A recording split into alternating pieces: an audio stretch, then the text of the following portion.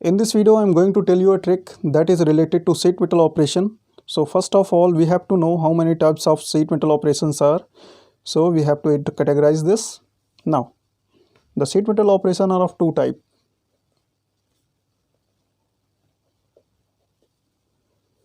The first one is the punching and the second one is blanking operation.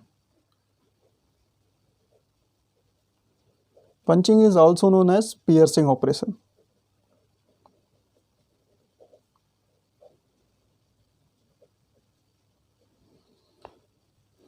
Now say if there is a rectangular workpiece.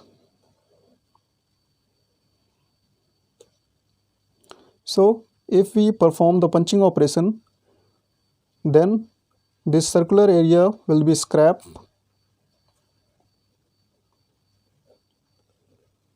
and the remaining one is useful metal. In punching operation, if we perform a blanking operation on the rectangular sheet, then this circular area will be useful for us and the remaining is scrap. Trick. Now I will tell you trick regarding the size of the punch and the size of the die. In blanking operation,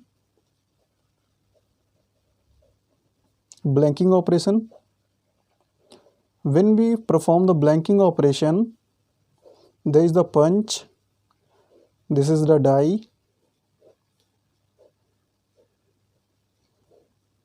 and after performing the work, our workpiece will be there. Okay, just remember, our workpiece will be fall down. Okay, so that is related to die. So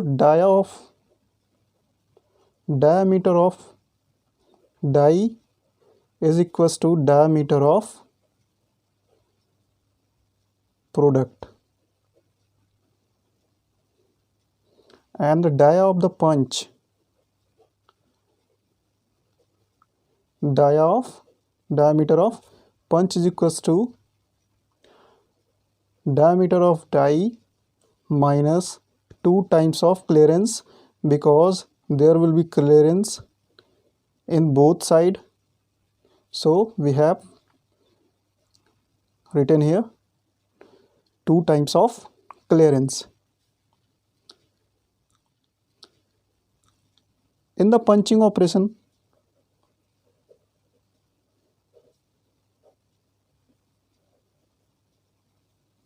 if we perform the punching operation, we will see that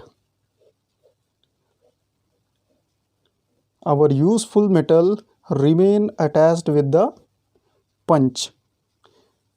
So here punch dia will be equals to product size. Why?